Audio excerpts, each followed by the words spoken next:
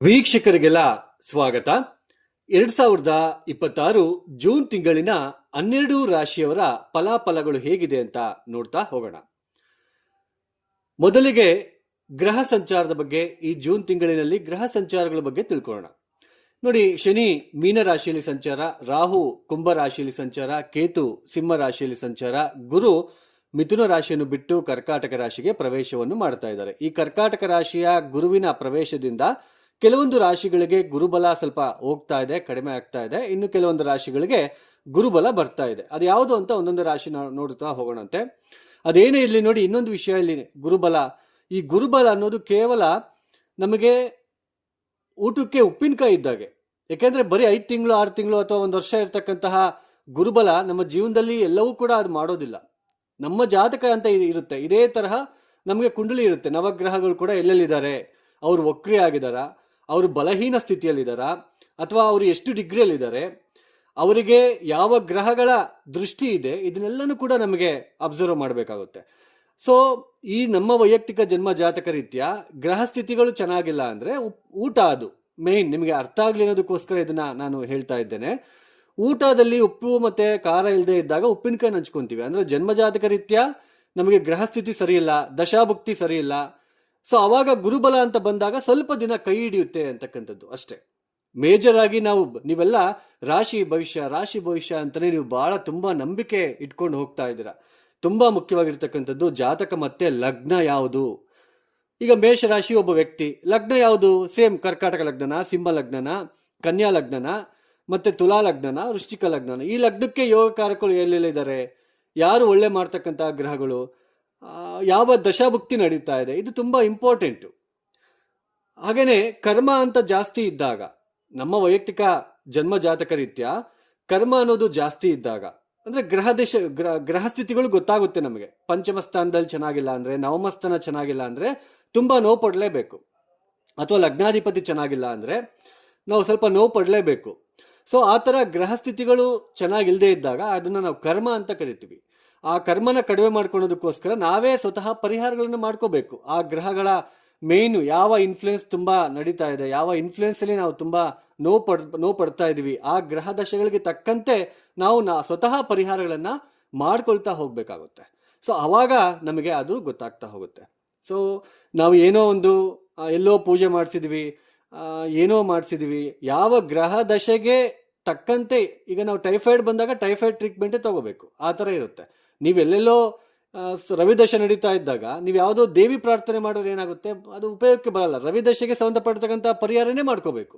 So ಇದು ಅದೇನೇ ಇರಲಿ, ಗ್ರಹ ಸ್ಥಿತಿ ನೋಡಿ, ಗುರು ಕರ್ಕಾಟಕ ರಾಶಿಗೆ ಪ್ರವೇಶ. ಈ ಕುಜ ಬಂದ್ಬಿಟ್ಟು ಈ ಜೂನ್ 21ನೇ ತಾರೀಕಿನ ತನಕ ಮೇಷರಾಶಿಯಲ್ಲಿ ಇರ್ತಾರೆ. ಅದಾದ ನಂತರ ವೃಷಭಕ್ಕೆ ಪ್ರವೇಶವನ್ನು ಮಾಡ್ತಾರೆ. ರವಿ ಕೂಡ ಜೂನ್ 15ನೇ ತಾರೀಕಿನ ತನಕ ವೃಷಭ ರಾಶಿಯಲ್ಲಿ ಇರ್ತಾರೆ. ಜೂನ್ 15ನೇ ತಾರೀಕು ಮಿಥುನ ರಾಶಿಗೆ ಬರ್ತಾರೆ. ಇನ್ನು ಬುಧನು ಕೂಡ ಈ ಜೂನ್ ತಿಂಗಳಿನಲ್ಲಿ 22ನೇ ತಾರೀಕಿನ ತನಕ ಮಿಥುನ ರಾಶಿಯಲ್ಲಿ ಇರ್ತಾರೆ. ಜೂನ್ 22ಕ್ಕೆ ಮತ್ತೆ ಅವರು ಬದಲಾವಣೆ ಆಗ್ತಾರೆ. ನೆಕ್ಸ್ಟ್ ಶುಕ್ರನು ಕೂಡ ನೋಡಿ, ಜೂನ್ ನಮಗೆ ಇಲ್ಲಿ 8ನೇ ತಾರೀಕಿನ ತನಕ ಮಿಥುನ ರಾಶಿಯಲ್ಲಿ ಇರ್ತಾರೆ. ನಂತರ ಕರ್ಕಾಟಕ ರಾಶಿಗೆ ಪ್ರವೇಶವನ್ನು ಮಾಡ್ತಾರೆ. ಮಕರ ರಾಶಿಯವರಿಗೆ 6ನೇ ಮನೆಯಲ್ಲಿ ಗುರುವಿನ ಸಂಚಾರ ಇಷ್ಟು ದಿನ ನಡೀತು. 12ನೇ ಮನೆಯ ಮೇಲೆ ದೃಷ್ಟಿ. ತುಂಬಾನೇ ನೀವು ಆರೋಗ್ಯದ ವಿಚಾರದಲ್ಲಿ ಖರ್ಚುಗಳು ಜಾಸ್ತಿ, ಉದ್ಯೋಗದ ವಿಚಾರದಲ್ಲಿ ಸ್ವಲ್ಪ ನಷ್ಟಗಳನ್ನು ಅನುಭವಿಸ್ಕೊಂಡಿರ್ತೀರಾ. ಯಾರಿಗಾದ್ರೂ ಹಣ ಕೊಟ್ಟು ಆ ಥರ ಸ್ವಲ್ಪ ಹಿನ್ನಡೆಯನ್ನು ಅನುಭವಿಸಿರ್ತೀರಾ. ಆರೋಗ್ಯದಲ್ಲೂ ಕೂಡ ಜಾಸ್ತಿ ಖರ್ಚುಗಳು ತೋರಿಸ್ತಾ ಇದೆ. ಪ್ರತಿ ಕೆಲಸದಲ್ಲೂ ವಿಳಂಬಗಳನ್ನು ನೀವು ಫೇಸ್ ಮಾಡ್ತಾ ಬರ್ತಾ ಇದ್ದೀರಾ. ಪ್ರತಿ ಕೆಲಸದಲ್ಲೂ ವಿಳಂಬ, ಯಾವ ಕೆಲಸ ಅಂದ್ಕೊಂಡ್ರೂ ಆಗ್ತಾ ಇಲ್ಲ, ಈ ಥರ ನೀವು ನೋಡ್ತಾ ಬರ್ತಾ ಇದ್ದೀರಾ. ಸಪ್ತಮಕ್ಕೆ ಗುರುಬಲ ಬಂತು. ಹಾಗೇನೆ ನಿಮಗೆ ಕುಜನ ಬಲ ಇರುತ್ತೆ, ಹಾಗೇನೆ ರವಿ ಬಲ, ಬುಧ ಬಲ ಇರುತ್ತೆ. ಆದರೆ ಶುಕ್ರ ಬಲ ಇರೋದಿಲ್ಲ. ಶುಕ್ರ ಬಲ ಈ ತಿಂಗಳು ಪೂರ್ತಿ ಕೂಡ ಇರೋದಿಲ್ಲ ನಿಮಗೆ. ಶುಕ್ರ ಬಲ ಆಮೇಲೆ ಮುಂದಕ್ಕೆ ಬರ್ತಾ ಹೋಗುತ್ತೆ. ಅದೇನೇ ಇರಲಿ, ಗುರುಬಲ ಬರ್ತಾ ಇರೋದ್ರಿಂದ ನೋಡಿ, ಇಷ್ಟು ದಿನ ನೀವೆಲ್ಲ ಏನು ಉದ್ಯೋಗಕ್ಕೋಸ್ಕರ ತುಂಬ ನೋವು ಪಟ್ಟಿದ್ದೀರಾ, ಉದ್ಯೋಗದಲ್ಲಿ ಯಾರಿಗಾದ್ರೂ ಹಣ ಕೊಟ್ಟು ನೀವು ಮೋಸ ಹೋಗಿರ್ತೀರ ನೋಡಿ, ಅದು ಉದ್ಯೋಗದಲ್ಲಿ ಮತ್ತೆ ನಿಮಗೆ ಉದ್ಯೋಗ ಸಿಗ್ತಕ್ಕಂಥದ್ದು ಅಥವಾ ಹಣ ನಿಮಗೆ ಬರ್ತಕ್ಕಂಥದ್ದಾಗಿರ್ಬೋದು. ಕಂಕಣ ಭಾಗ್ಯ, ಮದುವೆ ಆಗದೆ ಇರ್ತಕ್ಕಂಥವ್ರಿಗೆ ಮದುವೆ ಆಗ್ತಕ್ಕಂಥದ್ದು. ನಾನು ಉದ್ಯೋಗ ವಿಚಾರ ಯಾಕೆ ಹೇಳಿದೆ ಅಂತ ಹೇಳ್ತೀನಿ ನೋಡಿ. ಗುರು 6ನೇ ಮೇಲೆ ಕುತ್ಕೊಂಡಾಗ ದಶಮ ಸ್ಥಾನದ ಮೇಲೆ ದೃಷ್ಟಿ ಬೀಳುತ್ತೆ. ನಿಮ್ಮ ಜನ್ಮ ರಾಶಿಯಿಂದ ದಶಮ ಸ್ಥಾನ ಇದಾಗುತ್ತೆ, ತುಲಾ ರಾಶಿ ದಶಮ ಸ್ಥಾನ.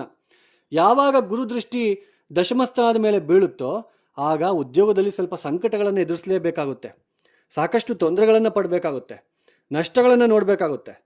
ಸೊ ಅದಕ್ಕೋಸ್ಕರ ನಾನು ಉದ್ಯೋಗದಲ್ಲಿ ಯಾರೆಲ್ಲ ನೀವು ತೊಂದರೆಯನ್ನು ಅನುಭವಿಸಿದ್ದೀರಾ, ಉದ್ಯೋಗಕ್ಕೋಸ್ಕರ ಯಾರಾದರೂ ಇನ್ಫ್ಲೂಯೆನ್ಸ್ ಮಾಡಿಸೋದಕ್ಕೋಸ್ಕರ ಏನೆಲ್ಲ ಸ್ವಲ್ಪ ಹಣಗಳನ್ನು ಖರ್ಚು ಮಾಡ್ಕೊಂಡಿದ್ರೆ ಅದೆಲ್ಲ ನಿಮಗೆ ಮತ್ತೆ ಬರ್ತಕ್ಕಂಥದ್ದು ಕಾಣಿಸ್ತಾ ಇರುತ್ತೆ. ಯಾಕಂದರೆ ಸಪ್ತಮ ಸ್ಥಾನದಲ್ಲಿ ಗುರುಬಲ, 12ನೇ ಮನೆ ಅಧಿಪತಿ ಆಗಲಿ ತೃತೀಯಾಧಿಪತಿ ಆಗಲಿ ಸಪ್ತಮ ಸ್ಥಾನದಲ್ಲಿ ಜನ್ಮರಾಶಿಯಿಂದ ಗುರುಬಲ, ಸಪ್ತಮ ಸ್ಥಾನದಲ್ಲಿ ಗುರು ಸಂಚಾರ ನಡೀತಾ ಇರಬೇಕಾದ್ರೆ ಗುರುಬಲ ಇದ್ದೇ ಇರುತ್ತೆ.